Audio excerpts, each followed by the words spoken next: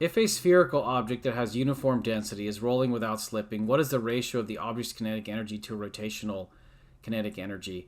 Actually, I want to take a moment to address, it said uniform density there, and I think in some previous examples, I don't know if I've always remembered to say this, but when we use a formula like for the sphere, I is equal to 2/5 mr squared. This assumes that the density was uniform for the spherical object. If it were, say, a hollow sphere, this number 2/5 would have to be different. Kind of similar to what we saw with the cylinder versus the hollow cylinder.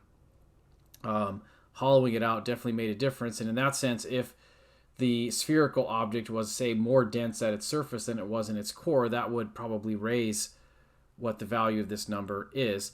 Anyways, we're simply being asked, though, for the ratio of the kinetic energy to rotational kinetic energy. So we're talking about the ratio of 1/2 mv squared to 1/2 I omega squared. And maybe we can cancel off these halves straight away. So we've got mv squared over 2/5 mr squared omega squared. But of course, r squared omega squared is equal to v squared. So maybe I can just go through and recognize that those would cancel. Masses would cancel. So we really just have like 1/2, which is 5/2. And 5/2 is 2.5.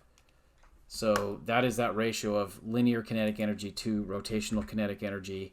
And it looks like the slide reported it as an exact fraction rather than a, well, I guess also exact decimal.